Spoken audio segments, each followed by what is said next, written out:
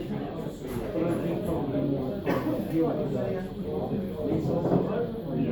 we tossed up.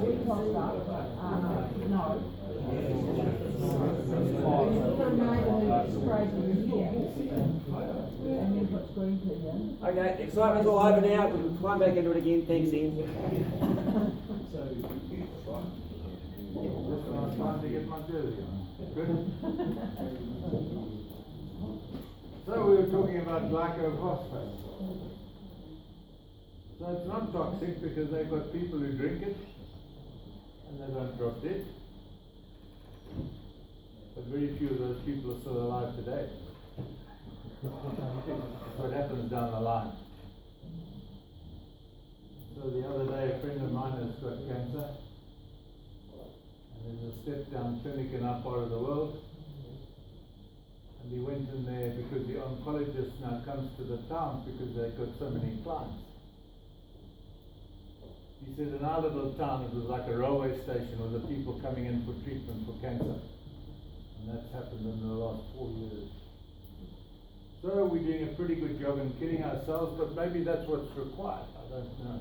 And it's just a bit sad that some of them are our relatives and we might love them and we might not love them, but whatever. So they've got what, from direct contact? Or because all the wheat... You can't get away from it. People are now ripening their wheat with glycophosphate. And then the combine comes in, reaps it, and you eat a piece of bread. What are you eating? Glycophosphate. So really, you try and dodge the bullet, and it's going to catch you. So some way or another. we're doomed anyway. One way or another, I guess you have to die something. Whether it's a less painful death, I'm not sure. Anyway, let's move on. Otherwise, we might talk about glycophosphate all day. Is that? Yeah, that's fine. Thanks. Good. Yeah, I'll pass because it's pretty much the same.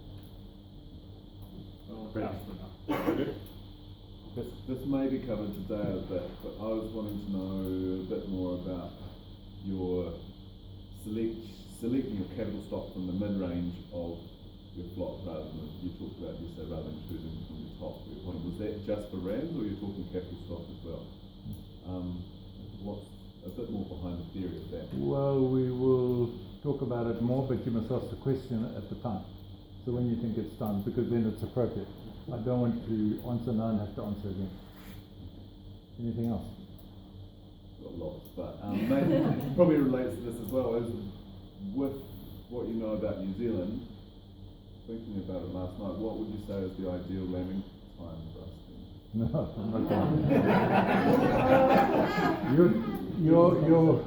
Your environment changes every 50 miles, every 50 kilometers or whatever, so you sort that out. And there's, okay, it's not my problem. And the pasture growth curve, then where would you place it in the seasonal growth curve? No, well, I'd make sure that they are late enough in the summer that they've gained weight from the sun, which is energy, before they lamb.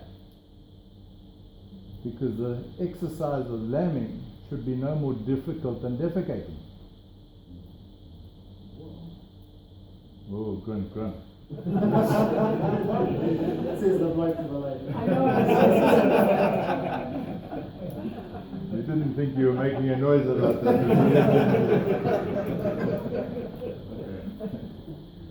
Okay. So, first thing is to have all the sheep in one mob, isn't it? But with sheep, when it becomes quite a big mob, I'm wondering if there is the problem with smothering of the lambs. The lambs aren't at top. They're like 2,500 ewes to get to the species. There's no problem with numbers. I keep saying to you guys, every animal deserves the best. So if you plan your grazing correctly and you're not overstocked, doesn't matter how big the herd or the flock is, numbers is irrelevant. You just want more and more and more, because with more you're going to do better. It's like clearing a bush and you've got a D2 bulldozer and you're fiddling around there. It's going to take you many years to do the job you wanted to do. But if you've got a D9 bulldozer, you'll go in there and you'll complete the job in a relatively short period of time, and that's the difference. So we want to get D9 bulldozers working so that you see results Because all of us, if we don't see a result, we tend to give up. And it's, so, to start with, you want to see results. And some years are going to be faster than other years. Because of dealing with chaos, some years you will get too much rain to do anything. So don't worry, because next year will be different. Question? Other one? Yeah, so just generally all year round one mob is If you per can, species. except for lambing, set stocking. Yeah, okay, yeah, fair enough. Lambing and calving, set stocking, please. And as they've mothered up, you then start moving. And from then on, it's history. And I would be happier if the lamb stayed on the mother until it was shipped to the slaughterhouse. Because that's going to be your cheap gain. How's your, sorry, Sure. getting another question, but you may discuss this as well, but what method of combining those mobs most effectively and allowing pasture to have its full recovery? What methods have you? So what are the your question best was, methods? I don't know how to even ask it. John, given to me, yes, just hang on. The question was given to me in the vehicle to say, how do we go from a 4-inch pasture to a 9-inch pasture? So the first thing you do is put 2 herds together. So if you've got 6 herds, you're putting 2 herds together, you end up with 3 herds. You've all of a sudden got 3 times the food available for those herds. And that enables you some wriggle room now to have a recovery period that is going to grow longer grasses and then leave a longer residual, which in turn grows more grass, because you've seen the graphs in terms of return per so many days after residual. I think it's grass to get come up again. So that's what you do just to start. Then, with having put 2 herds together, or 3 herds, 6 herds into 3 herds, you are now doing some sort of work, probably the size of a D6 bulldozer, and you're putting litter on the ground and you're achieving some form of change. And the minute you then start putting more herds together or get to 1 herd, you'll go to a D9 and the litter is huge, the zodobacter start working, the color of your pasture goes dark green at no cost. And all the seeds that are there are going to start germinating because you have changed the environment at soil surface level. There's more water available for plants. In a dry area like Christchurch, where you tell me you only get a little bit of rain each year, but you guys, a week without rain is a drought. And so it goes on. But you just start and you'll see the changes. just going back to what Lee was saying, impressed about how to manage, I guess, from your set stocking or going into your set stocking, lambing, and then coming out of it. Are you kind of like feeding into it and then collecting up out of it?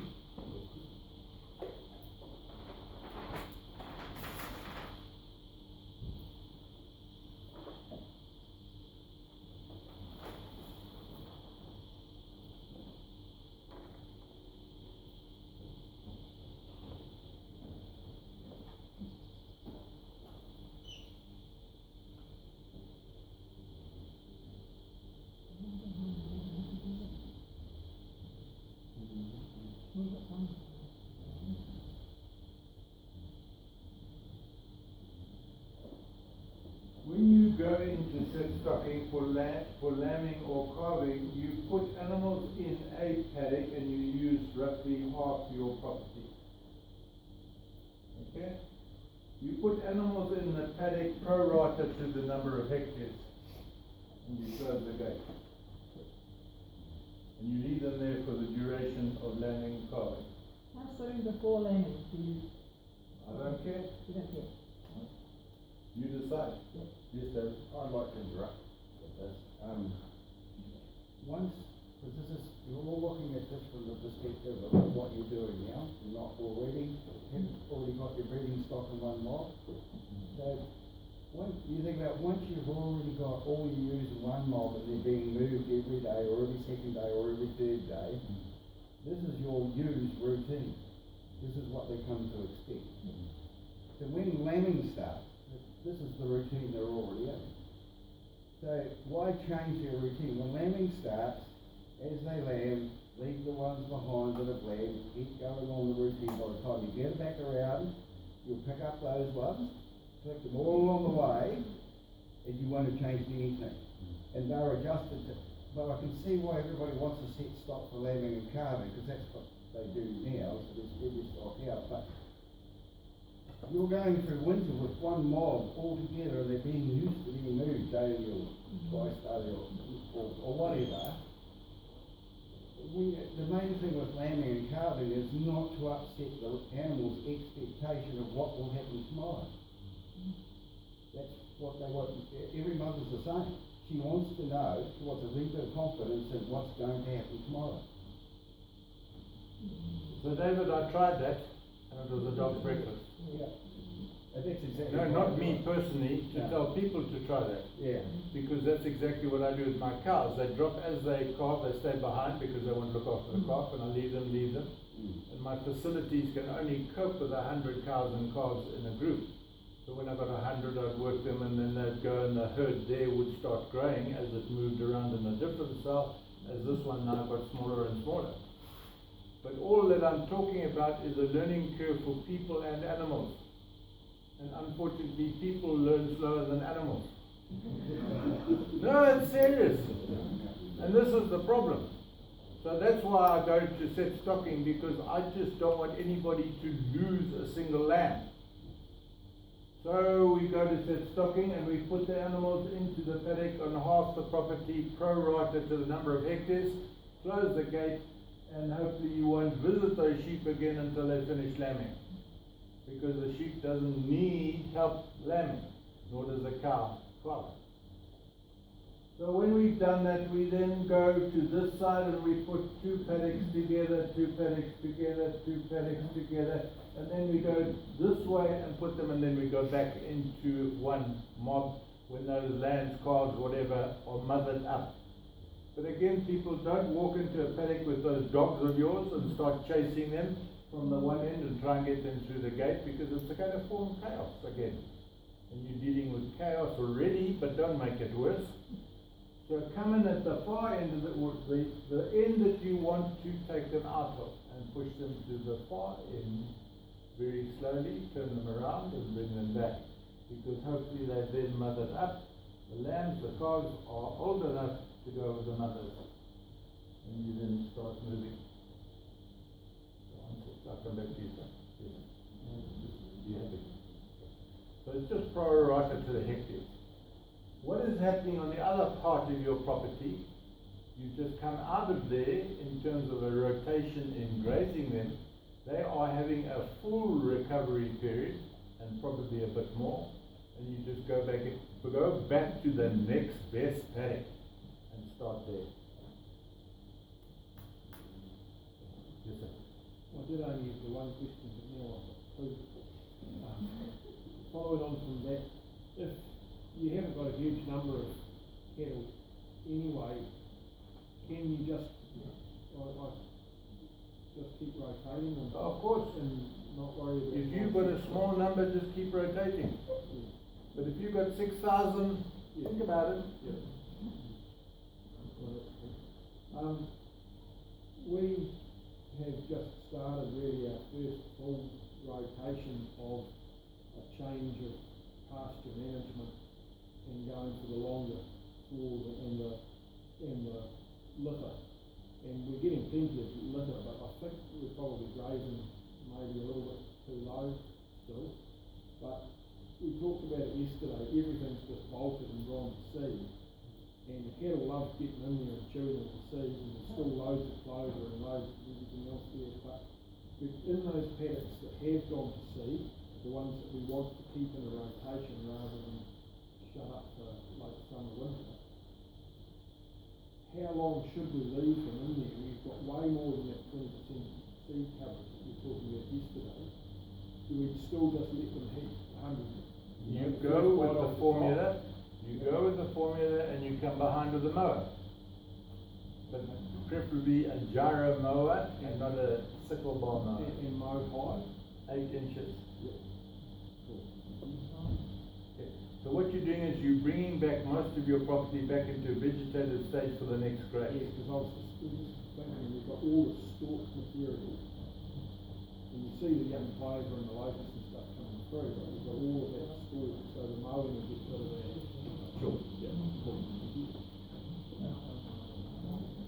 Do you graze differently at different times of year or at different stages of the grass's growth? Yes, different temperatures, different recovery periods. Okay, fast growth, early season, faster moves, shorter recovery periods.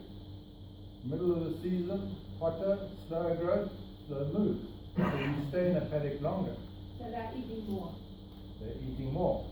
And you heard me say yesterday, when you have done that calculation, you've got food in front of you and you always got food behind you, because don't look at the ground and say I can stay in here another couple of days, because you will leave no food behind you. And that is what the tendency is. So when you come to slower moves, you've got plenty of capacity to accommodate that slower move. Okay. So you're giving them 2 bites rather than 1. Well, probably, but you know you've done it at slow moves, so instead of the recovery being 25 days, you're already on 30 days, and that slow move will give it a 30-day recovery before you come back in there. But one thing you must do, if you are in a drought-prone area and you are in a genuine drought, and you have gone to 45, 50 days, let's call it 50 days recovery. If it rains that night, tomorrow morning you go back to 30-day recovery. Otherwise it's going to seed it. Your last paddock is going to seed it before you get there. Do not wait a week for it to grow. It will beat you. So that's a suggestion. But to follow up and go even further on that, if you do a proper grazing plan, you have already done those calculations. Because that's what a plan is about. You anticipate where you're going and what you're going to do. Because when you get into the jam, you can't see the wood for the trees, and you're busy trying to run around and look at the animals, and you think by looking at them they're going to put on more weight. No, it's all about the plan. So do all those calculations, and when the day comes that you've got to change the recovery period, the calculation's already done. And that's what a planning chart's for. Is that? Really good example. We were away in Hastings, came home with long dry spells, we got 60 mils of rain. And we're talking about biting the top third off the grass. Well, the grass is starting in my 30-day round, starting to go to seed. It's starting to show those symptoms because of the weather conditions. 60 mils of rain, put the cows in. I said this to Ken, go home and see what happens at your place. They put the toe around the grass, the whole lot comes off from the base. So what's happened there is the plants have responded to the rainfall. The way a cow grazes with her tongue, she can't take the top third. The plant wants to let all of that seed head go and go back to a vegetative state. The cows are now down to 23 days. The grass is growing that fast. So as soon as you see that, like the other paddock, if you've had a break in the weather and the cows by their tongue are pulling the whole plant off from the base and leaving a new fresh crown at the base, get moving. Good. To be honest with this, more confused. Yeah. What about, I suppose the hours in the paddock, especially, obviously we talk about maybe this time of year doing 8-hour shifts. I still can't work out a night line here. Just for example, say they're getting a hectare a day or a hectare a shift. What happens at night? You just open up 3 or 4 hectares and let them have that and then go back. No, I actually stop moving if I do my last move at 5 o'clock. From that last move to where I started in the morning to back to water stays open. Right, so we get the whole They get the whole area. No damage can be done. They just graze it. The chances are they're going to graze a little bit more on the last paddock because it's going to smell less of animal. Good. You squeeze me last night.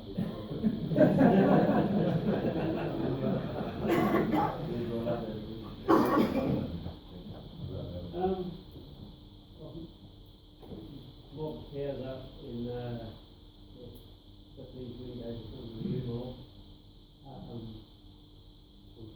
cows to want to ride, and the ewes, when they come into paddock, do they need to be bred in stuff as far as the cows, or can I give them a larger area for them to Can you rephrase it, you ask that question again? I don't think I got the gist of it. the two mobs, Okay? the cow and the ewe mob, Okay? do they need to be grazed in the same sort of cell, cycle, or can the ewe mob or the hind have a much larger paddock? They can have a larger paddock. I don't mind what you do, or what you give them, but you must just make sure that if the cattle are going first, that the recovery for the sheep must be shorter than the recovery from the sheep to the next lot of cattle. Okay, you understand what I'm saying? So you've got the situation where the cattle have grazed, and the sheep are coming just behind them, but it's not a day behind or an hour behind, it's a few days behind. Because you're wanting that energy to come back from the soil, back into the plant, and it's massive bricks in that grass. And your sheep are going to fly, they'll get wings in a couple of weeks. So that's what you do. But from the sheep to the cattle has to be a longer recovery period than from the cattle to the sheep. You let the grass repair itself, so it's a longer recovery. But not too long, because you still got to get back in a vegetative state. Does that answer? Yes. No, sheep will eat on cow dung, and cattle will eat on sheep. But not on the animal.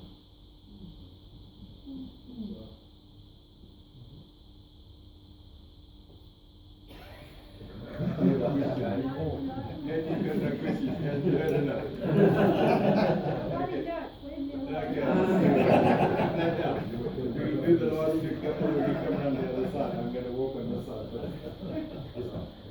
Good to see you. I've got all that to you, Yeah, you sorted it out over a beer yesterday. But I noticed just when we were getting into the nitty gritty of it, you ran away. I had other people to sort out. That was his round business. Just following up from what Dave was saying about the shifting the ewes, that I've done that over the years, and we call it shedding off. Just leave the every day or every second day with depending on the weather and various things, and it works very well. Yeah, the animals get into a routine, and you just get on and there you go. And that's with marinas too, in Harpies, and they can be quite frightening, but it's just the animals that get into a routine. No problem. You finished the effort.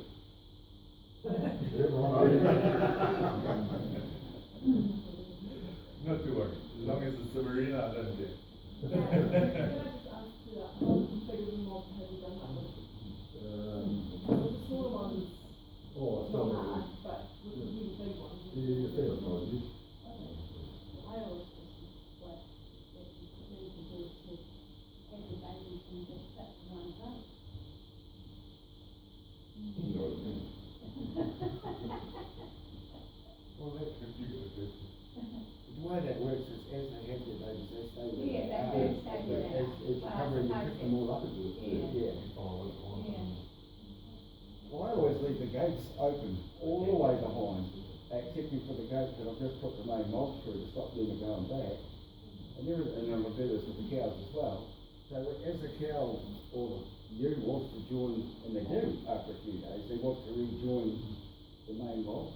Lord knows why, because it's got me right behind them there, but they want to rejoin the mob. And so they'll be waiting at the gate with the youngster. You open the gate and they're in, back in with the mob. You've got that body instinct. They've got, yeah, especially because that's how they live every single day of the year. Once you get into this plan, you'll realise that your animals actually like it. They like the routine. It's natural. Yeah, it's natural, yeah. Christian? Now, we were having a discussion, in the car about the bolts. Now, what makes them fight, and Adrian is forward and I was Sorry, the hearing aids are very through.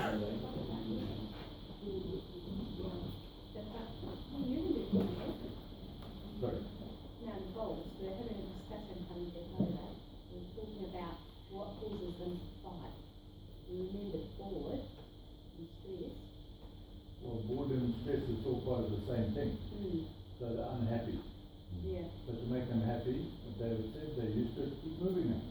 yeah. And they're then competing with the next bullet for the next spike of high energy grass. And they're not gonna pour the ground and they're not gonna make a noise because then soon if you grazing right, soon as that one is now eaten, most plants have had one bite off it, they're ready to move.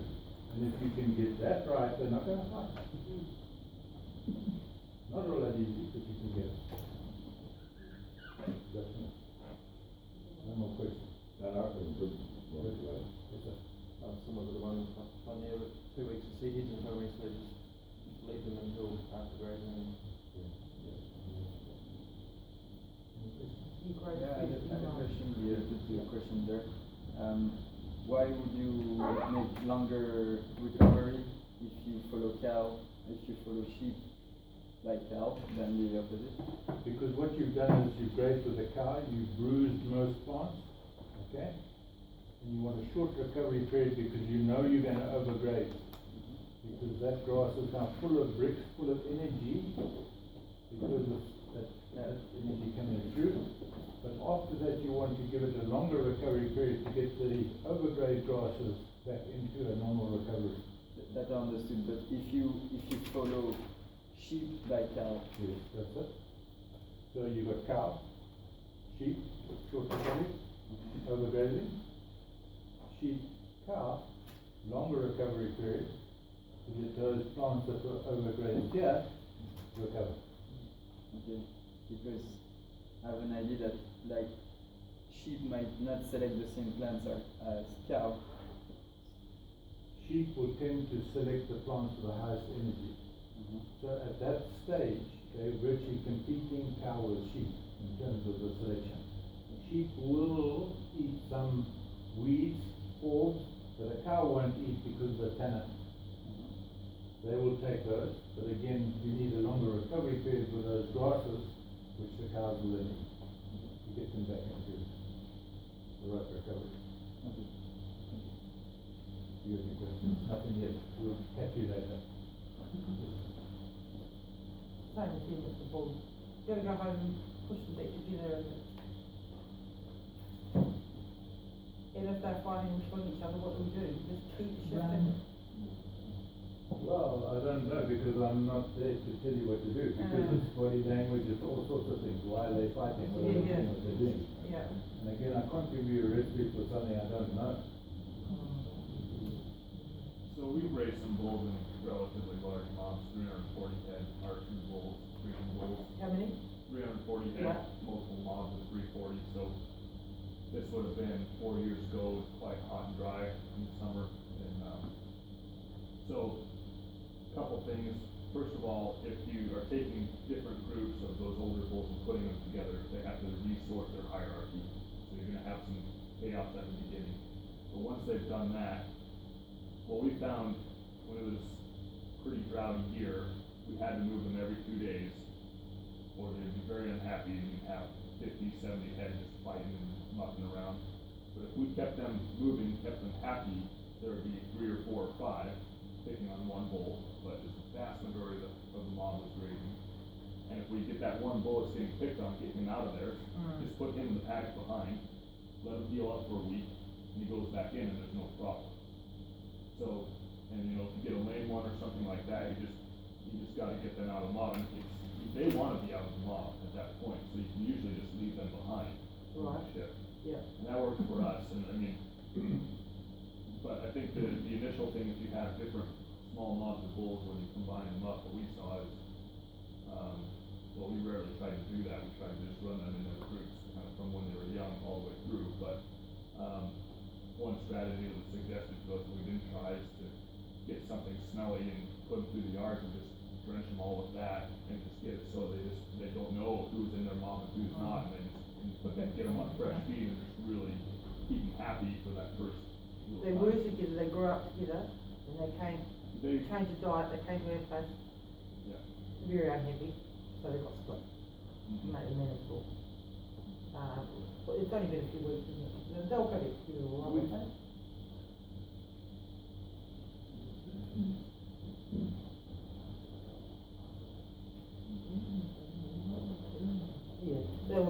up they were in a feedlot having a mixed ration, maize and solids and whatnot. Happy as before they got sold, they put them out in pasture for a few days. We found this out later, and they became obviously really restless. Then they came to us, and that behaviour continued. Even though we had a lot of feed. They just don't like it. Well, whatever, it's a big change of diet. So that's been about 6 weeks.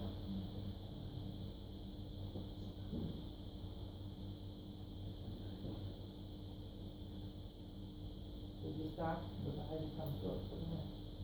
When you even want it. If you don't feed.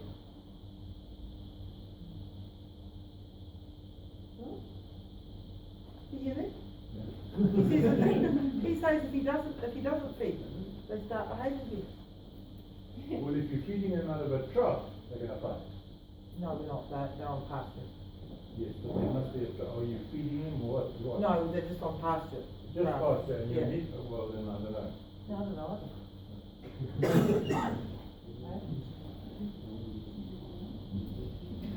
Feeds the problem. Yeah. Anyway, carry on. So yesterday, you shared your own experience, how when you started with this, you made some mistakes that cost you a whole lot of money. You didn't really go into the nature of what those mistakes were. I grew too much grass, the pH was wrong. My animals lost performance. My conception rates went from over 95 to below 30. Wake up call. Can you, so, I missed something here, you said the pH of your animals was wrong? Yeah. I didn't know about testing pH. Because you had too much grass. Yeah. So you solved that problem by, Leasing out 2/3 of my property. It's the best thing I ever did. There was a constant income for no work. We put all the animals I had on a third, and I started getting results. That's why I'm telling you guys to only use half your property to start with, because I know you can at least do that. Because if you change the way you graze, you have the potential to do more than half, at least more than double in the food you grow. So if you're putting herds together, you've already done what I'm expecting you to do. That's use half your property, because you haven't got enough animals. Ian, So that grass went to seed, didn't it? A lot of your grass went to seed. Oh, yeah, all of it. Yeah, and that was a problem. But you know, I'm talking from a situation of learning, and I hadn't been told that. I hadn't been told about monitoring the urine. I hadn't been told about eating in a vegetative state. All that I was told is that you let the grass express itself and grow beautiful, recovering and saving the world. Save yourself first. Between you and all these guys, you can make a difference. But That's why this is so good, because he gives you a plan where you can effectively implement this system and not lose performance. And that was his issue. It's been everybody's issue that I know of that's tried to go into this, that the whole farm loses its way because all of a sudden it's covered in unpalatable grass. This is by far and away the best I've ever heard from anybody advising people. I mean, I definitely say make the change, but it's very concerning because almost everybody makes the change and ends up in the same situation as we're just referring to. He gives you a plan. Take half your farm out of the system. So that way you've always got this productive ground you're on, and then you can mix and match, no loss of performance. I think you can probably gain quite a bit. gain huge amount. Yeah. Dean, I've got a follow-up question on that. So on your place where you saw that drastic drop in performance, is that a lot of warm season grasses? I'm just thinking through, like I've heard and seen a couple of instances like that, but it was more in places where there were predominance of warm season grass versus cool season, which is more what we have here. But it happens with cool season too. So yes, it happened to be perennial warm season grasses. Because we were fire addicts, we burnt every year. I had no cool season grasses. Cool season grasses only came after 4 or 5 years of getting all that carbon down. The seeds were there. Where they came from, God only knows, because clovers, ryegrasses, all that type of thing just came in. The type of grass from that height gradually came down to this sort of height, different species and far more palatable. Yeah. So everything changes, so it's shifting the whole time, fungal, bacterial, and everything else. So it's just a matter of starting. But I couldn't do it on the whole property. So yeah, but it happens with cool season, be careful. Eh? Yeah. If you go to seed, even all those orchard grasses and all that type of things, when they've gone to seed, you'll have a crash just like I had on the warm season grass. Thank you. Thanks, Bradley. Have we answered your question? Yeah, I'm still, those seed heads at this time of year, they just come so fast. And this is what, So what's happened? You've got no carbon, you've got totally bacterial soils, you've got to do something, but you can't do something with nothing. You've got to grow some carbon. So you've got to increase the length of the plant. And the first thing I said you do, you put animals together first. It gives you the ability to get a little bit more carbon. And you just do what I told you, and then the ball starts spinning.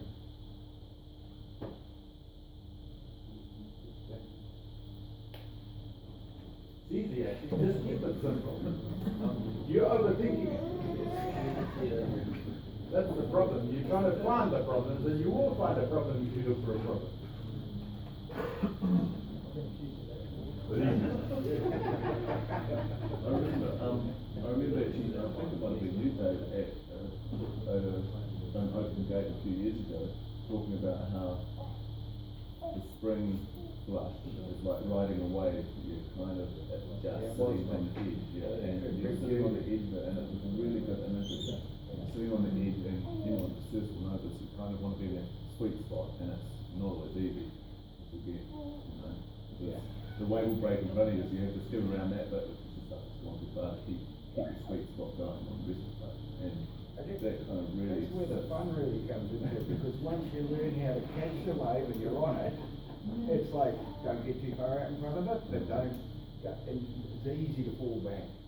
The thing is, you think, oh, I'm going too quick, but what you don't realise is what's coming behind you, and you don't keep going, it's going to catch up. And the stocks start to tell you more than you can possibly imagine in their performance and what they're doing and the way the land starts to grow or the cows really start growing, and you just realise, I'm on the way. Also, if you're looking at the seed, if you're looking at the grass, is not looking at the animal performance. Correct. Yeah. It's bad habit, you keep on going back to it. Yeah. But also the one bad habit where you go give the animal just set amount of food. I'm saying take what you want, because I've got more than enough food. Send me a percentage of your profits when you sorted it out. Because it will happen, I promise you. The trouble is I charge in the wrong way. Yes, sir. No, not really questions. I'm learning from everybody else's challenges, and I think we've all got challenges, and probably in our own way trying to adapt to their thinking. But it's getting an understanding of those basic principles, and then just using that power of observation on our own properties, and understanding what soils and pastures and animals are doing, and just spending a bit of time looking at things and learning. Great. That's why this session of questions, all the sessions of questions are so valuable, not just for you people, but for me. Otherwise I don't know what to talk about. And you guys need to get my mind onto the things that I can tell you. And it's great that you've actually appreciated that and you're listening and you're learning, because you're learning from all them, because they have the similar mistakes that you're going to experience. I'll get to you, man. Okay. I just want to get to the end here and I'll come back to you. Roger. Last night, after being here, Or two. Nicky, no, we had none here. Okay. Nicky and I went out for a meal. Nicky went somewhere else. I went out to the farm, shifted 60 head of cows and calves and 1,000 ewes with about 1,500 lambs. I shifted them from unbelievably good tucker onto slightly better tucker. Now what you're telling me now is when it dries off, you should slow it down rather than daily shifts. So should I have slowed it down a week ago when it started to go dry? You're wanting me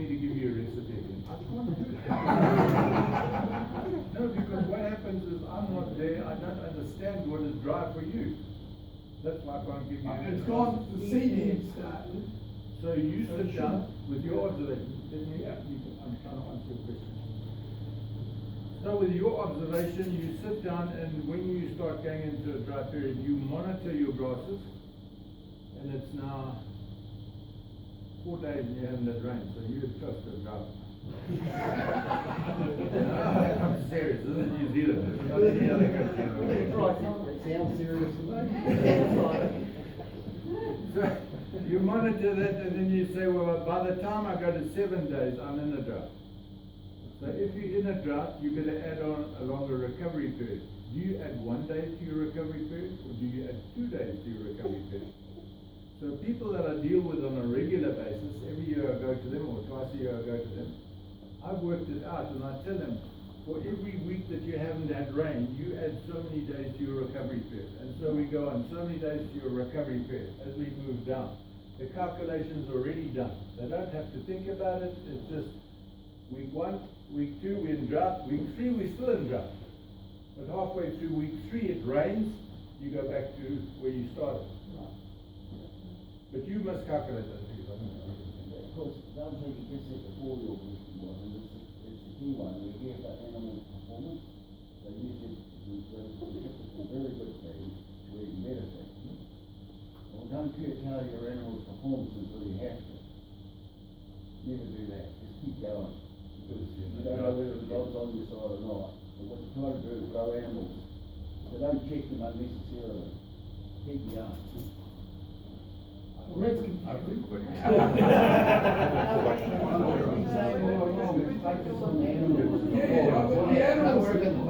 The animals are unbelievably fat. There's not a single bit of tag on any of the units. I've never had any chemical. So the animals are doing really well at the moment.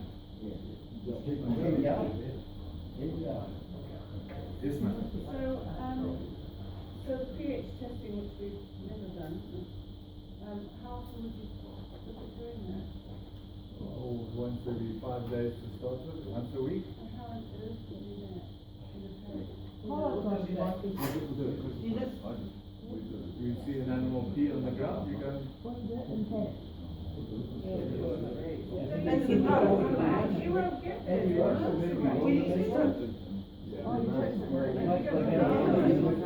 If the animal is mild, your animals are not on the right density. If I walk into the village, the first animal is right here. Well, you hear it, they'll go right through all of that. No, you've got deer on your property, not animals.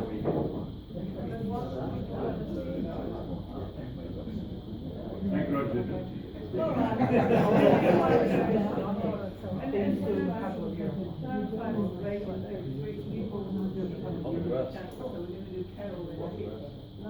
Where they wait.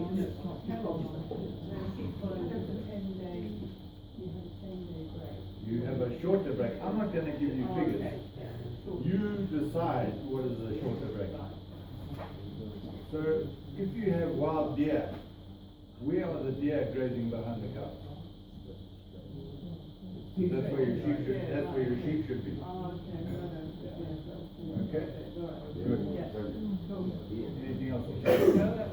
Good. Okay. Sorry we didn't get out there. One more question on this side. No, that's the same question. No, same question. Good. Hang on, guys. Lou and I were talking this morning or last night about putting the cows in front of the sheep. And Lou said, and I didn't hear this, but I don't know, said it, you test the whole block for 40 days before you put the cows on. You can just put them on, start your rotation, but they're going to be 2 weeks ahead. Whatever you've done, you just change it, put the cows and then put the sheep with a shorter recovery period, but after the sheep give a longer recovery period. Oh, I see. And you'll be fine. But you want the two-week gap between the cows and the sheep? Not 2 weeks, what you decide. Oh, okay. You will know what is the right recovery period. Enough for it to spring back and then you can get the sheep For on. most, yeah, for most of the plants to recover. Yeah. Good. Yes, sir. Question.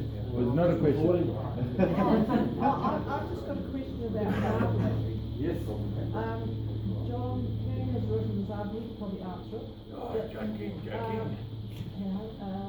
It says acetic acid is responsible for depositing interstitial fat in tissues essential for marbling and lifting butter fat in dairy cows.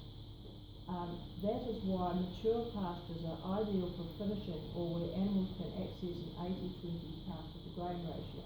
But you're talking about mature pastures, does that mean if you're heading for Hang on, marbling? joking. Whoa. That's joking. Come and answer this thing. You wrote it, you must answer. Does that mean if you are aiming at marbling, you don't look at like getting rid of steers in August, you do it when the pasture's more mature, heading into summer? Well, it's like Ian's been saying, I mean, he doesn't want to eat grass, Yeah. meat that's been grown in the spring here in New Zealand because it's all Yeah. full of nitrates, right? Yeah, Okay. yeah. So what that's saying is that, because you know, you're all taught, oh, you've got to be growing your animals on avgas, okay? The short stuff that Ian's been telling you is, you know, it's great for growing an animal for about 40 days and it starts to collapse, right? So if you want to change the nature of the carcass, you need to have more energy in the feed. Yeah. Okay. Now Mark Bader was saying that as the energy levels increase through more fibre, there's a change in the rumen in terms of the amount of acids that are produced, okay? And one of those is acetic acid. And acetic acid is responsible for fat deposition. So that's where that's coming from. Yeah, okay. Just to follow on That what was John- in the handout that we had to look at. So it's still beyond your confusion. So just to follow on what John has just said, what is a seed head on a grass? Right. But they say grass fed, you can't feed corn. Why can't you feed corn instead of grass? Grass seeds are the same as corn seeds, so who cares? Corn is a seed.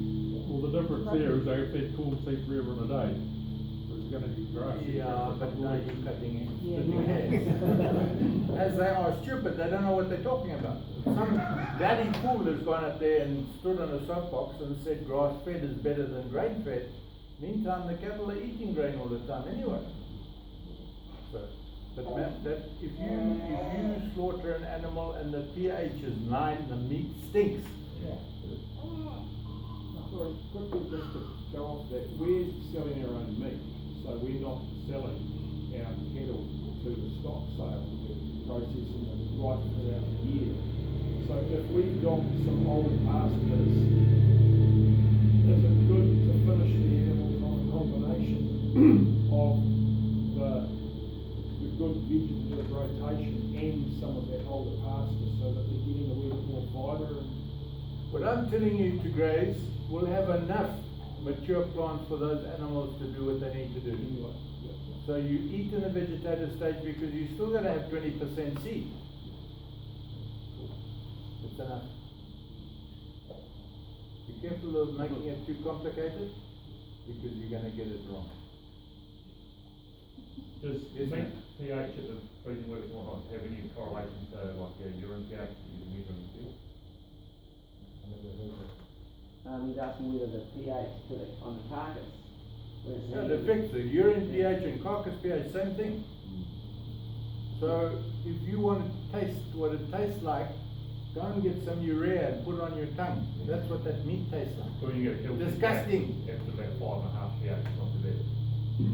Yeah, you want it below 7 if possible, or on 7, and it's sweet meat.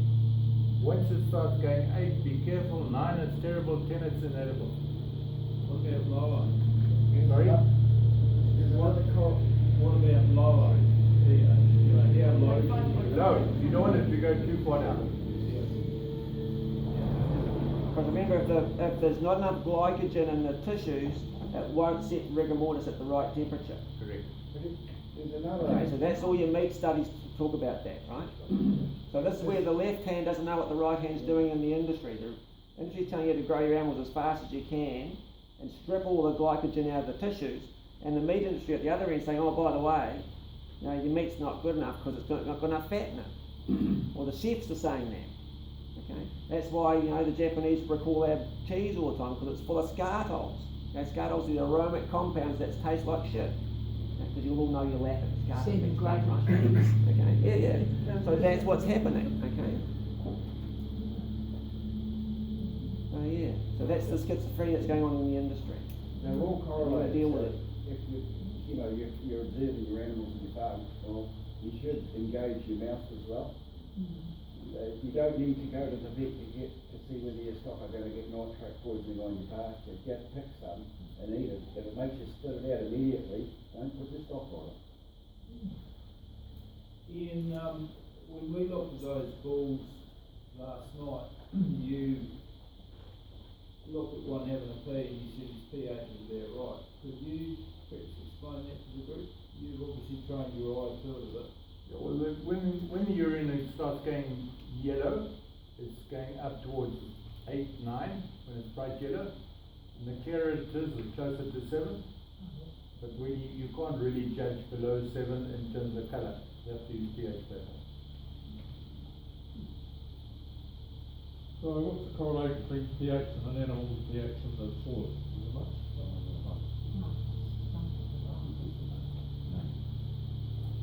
Okay. So what happens if I go out and I test the urine or I see that it's really dark? I know you talked about it yesterday, I can't remember, what do you do? Move faster, Move faster, because they want more energy. right, And there's more energy in front of you than behind you. right, okay, cool, okay. Okay guys, stretch your legs, go to wherever you need to go, get some more coffee, whatever, and